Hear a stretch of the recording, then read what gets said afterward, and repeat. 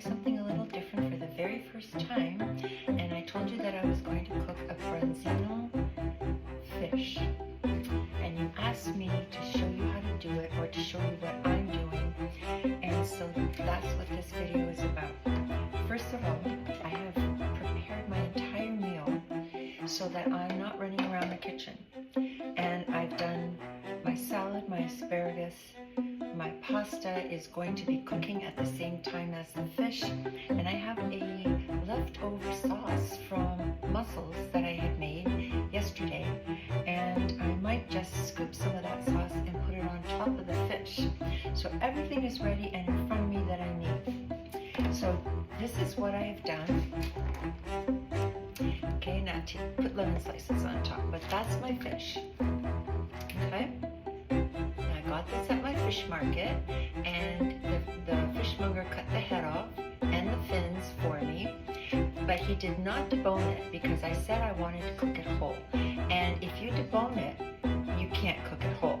He ends up giving you 2 fillets, and when he takes the bone out, and then you can stuff it and tie it up a lot easier that way. But because I wanted to cook it whole, I had to slit it all the way open as best I could, and I just seasoned it inside with olive oil. I happen to have my own garlic olive oil, but just regular olive oil is fine. And then I seasoned it with the Italian spice because that's all I had.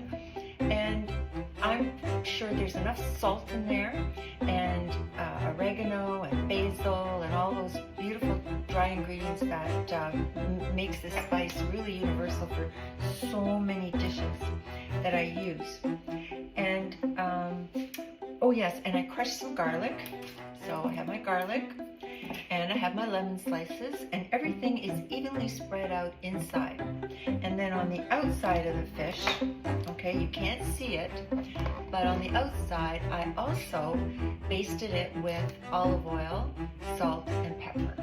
Okay, and the pepper that I used, and you can get this in any store, is lemon pepper.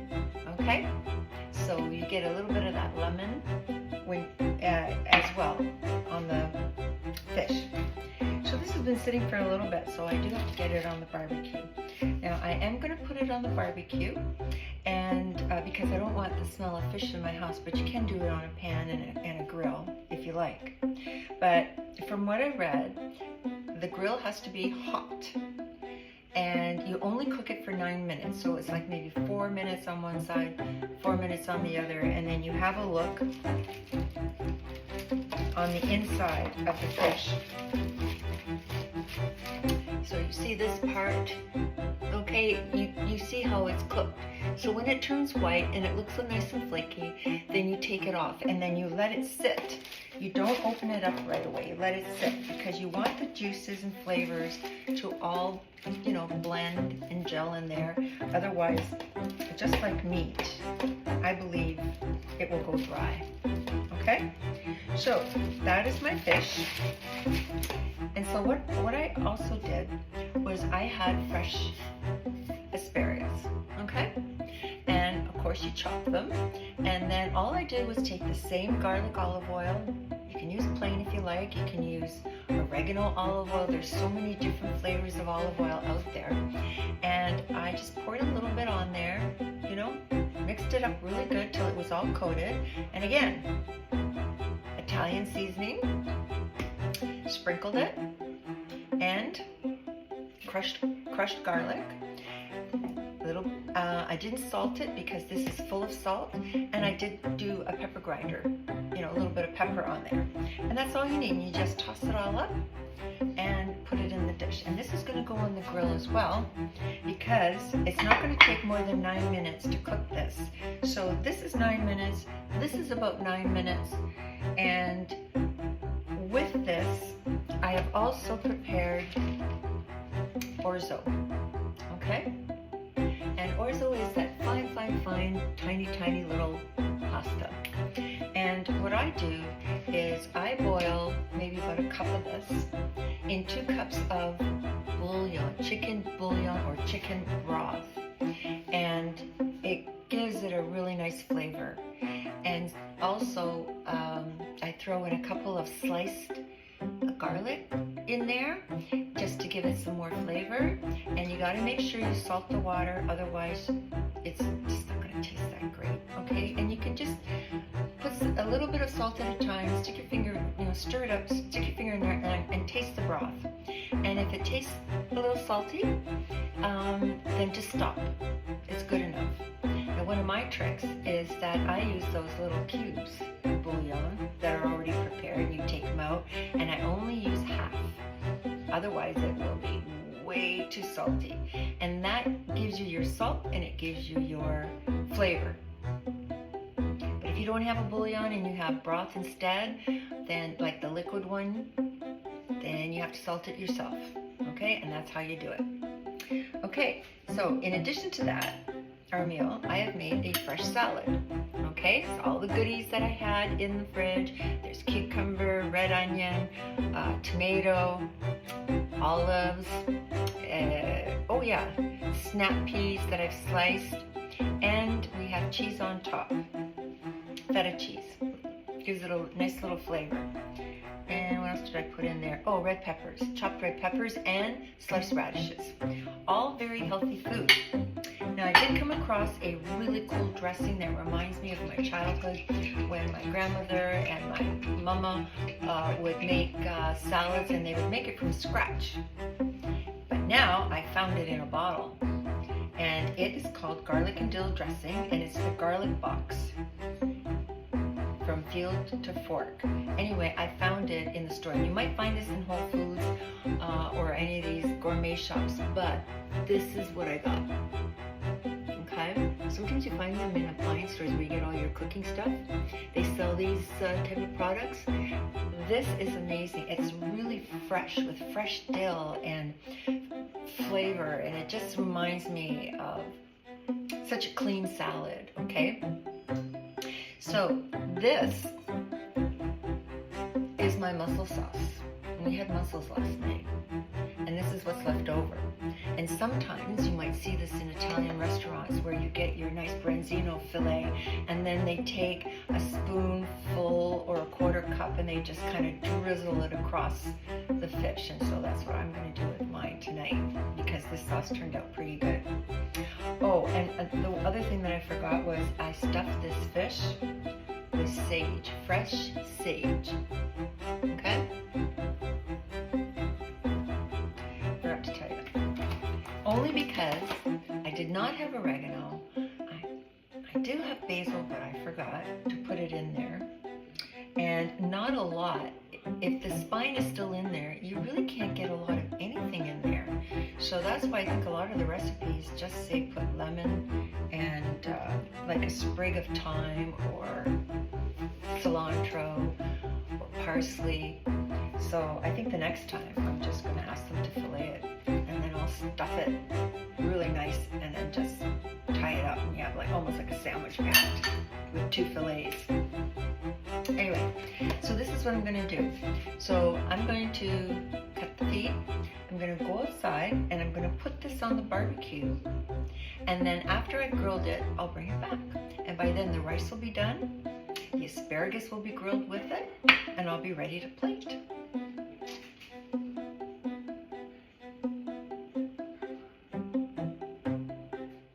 Hi, so we're back. Now, I did it like this, okay? And for my first time, I think it's okay. I did lose a lot of the skin, but on this side I didn't. And the key is not to flip it until it's crisp. And that's why you wait until it's about 4 to 5 minutes on either side before you even look at it. Otherwise, the skin comes off, okay? Anyway, I'm going to try to remove the fish.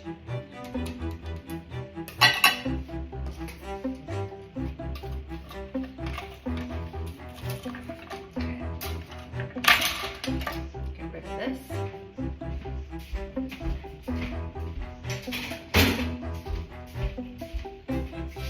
And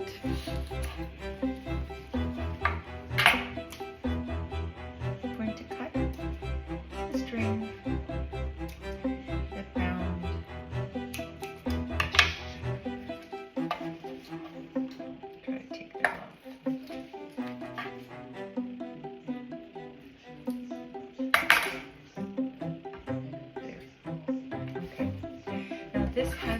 bones.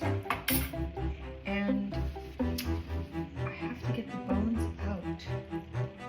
Oh wow, it's just glistening inside. I just wish you could see it. How can I show you? When your fish is white and glistening inside and nice and flaky, it's done.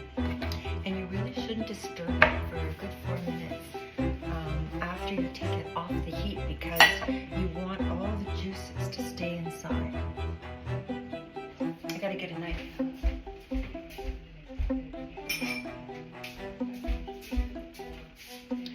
So the fishmonger told me to start here at the top and work my way down the spine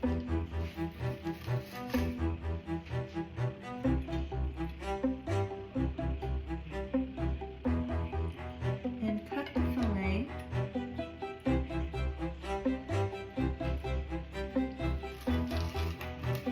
right through.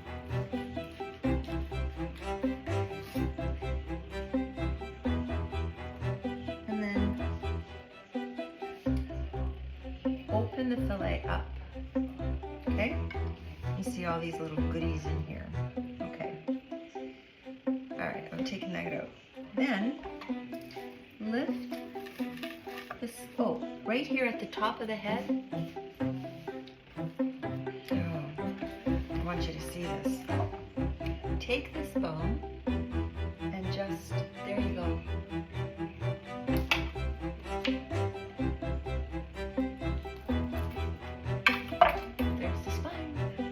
Just like that. I can't believe I did it first time. Okay, so now I'll cut the fish. It's not the greatest professional, like in a restaurant, but I'm going to plate the fish. Make sure there aren't any bones. Hopefully there aren't any bones left behind. Oh, there's one. Yeah, and you can pick the bones out with little tweezers, like tweezers. Oh, here's a bit of the spine in here because I didn't cut properly at the beginning. So I've got some bones here.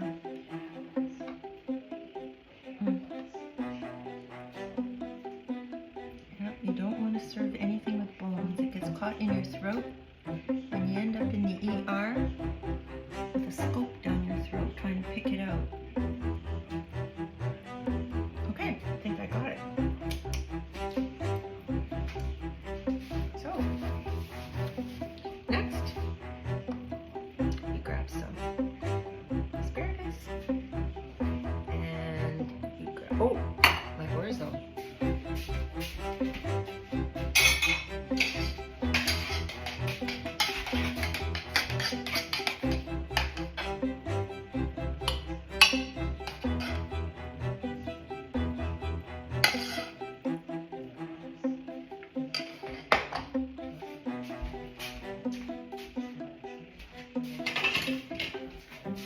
I suppose I should have had this already, but I am plating.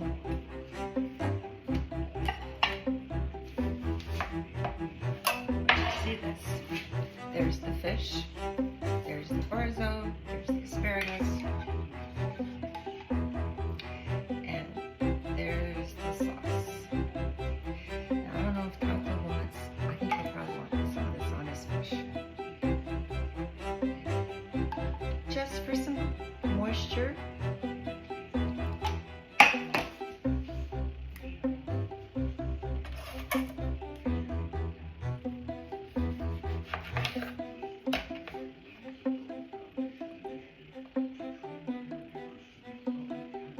And there you go. Pretty amateur stuff, but it's dinner. Now, I recommend a really nice Riesling, dry, if you want to have wine with your fish, or a dry Pinot Grigio. That's what goes with the fish. Anyway, I hope you enjoyed this little segment, and bon appetit. And this is Dad's plate. after I've plated. Forgot to show you the salad before.